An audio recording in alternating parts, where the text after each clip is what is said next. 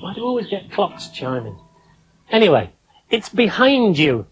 Not this way. Yes, that way. Come on, through what would have been the drawbridge into the castle at Udon. Fabulous, this. 14th century, and this would have been a real outpost, a border castle. The river was the natural border, and this was the edge, the very edge of Brittany.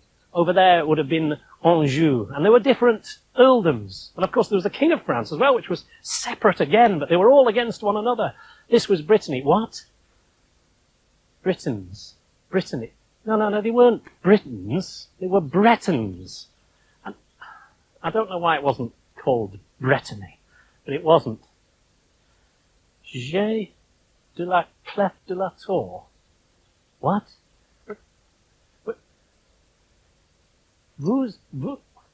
One of us has something, yeah? We have a key to that.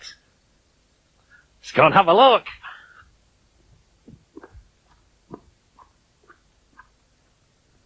No, we didn't come here to look at the shadow, did we? Very artistic it may well be. We came up here to see the full thing from the top. This beautiful building. Now, of course, I mentioned that it was 14th or 15th century, but there was something here long before that. And no, not the lights. They're fairly recent, and it's to light it up at night. And all the chateaux were joined together by tunnels. This chateau has long since gone. It was burnt down during the French Revolution, but the tunnel which connected it to the next chateau still exists today. Dug by hand, this is where the rich family would have escaped from the revolutionaries. Isn't it incredible? There's a lamp under here. Now that eventually would have gone on and took the tunnel under the river and onto the next chateau. Fantastic. Okay then, Maestro. What's this all about? La Lys Terrestre. The Earth Propeller. And what did you think this was? You thought this was some sort of underground helicopter, didn't you? You couldn't have been more wrong. Actually, this is something that I know a little bit about, so I shall show you around. It's a whole series of caves. Now, these caves are very, very old, and I'm going to show you some more that are in an original state in a moment. But first of all, let's look at these, because although these are just as old, they've been worked on by a modern artist called Jacques Wałęsy, and he's carved them. Now, you don't get many carved caves these days, do you? These have been well carved. And every one is different. You go around here, I'll show you another one.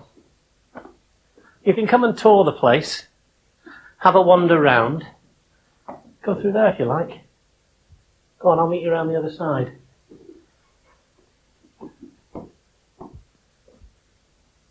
I'm not too sure that most countries would let an artist play around with a historic site quite as much as this, but it's very interesting. He's even built an amphitheatre up there with a sort of audience which is also made out of sculptures. In fact, why don't you go and have a look at it?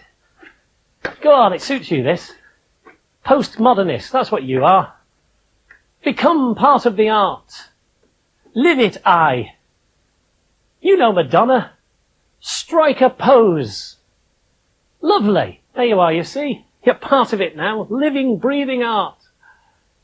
You Burke.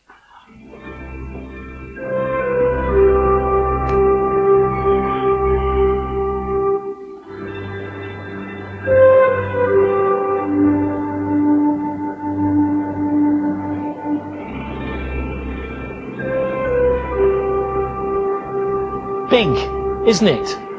Fontevraud. It's one of the largest collections of monastic buildings that you're ever going to come across. Oh, I couldn't. What? You mean here with the... All these people around? I can't. Look, this is Richard the Lionheart. Or, what is it in French then? Coeur de Lion. Coeur de Lion. There he is. Lying with his what? Oh, over there. Yeah, well actually, they think that's where he used to lie in state. They had a crypt here for the family, and there's a picture on the wall. You can see the names Richard. That's his mother, Eleanor, and that's his father, Henry, King of England and France. And this shows how it used to look. There it is, with them lying in state, and they think that that's the very same picture on the back of the wall. But you think, oh, I see, Mr. Expert, Mr. All Things French, you think he's there. Right, exactly there. Well, we'll pass it on to the experts. Here lies Coeur de Lion, according to the eye. What about this, then? What's French for troglodyte village? You don't know? Well, troglodyte means cave dwelling. Somewhere where people lived in caves. And this is a fantastic example. The whole of this area is man-made. In fact, the very floor you're standing on is not the original floor at all. That was about 20 foot higher. And look at this through here. A bedroom carved out of solid rock. Everything you would need is in there. And everywhere you look, tunnels. Farming machinery hidden away in the tunnels, all again carved by hand. And another lovely courtyard, this time covered by the umbrella of a tree, which wouldn't have been here when it was originally dug. So that gives you an idea of the age. You see, all of these tunnels and all of these areas were created by digging out rock. They would then sell that rock, and that would give them an income. And then once they'd had their income, they also had free homes. Remarkably cheap living. And they could stay there for as long as they wanted. Right up until midway through this century. Absolutely amazing. The troglodyte people. Can't believe how they've... What are you doing? What are you doing? It's not Catherine Cookson. Harrop's Shorter French and English Dictionary. I've been had, haven't I?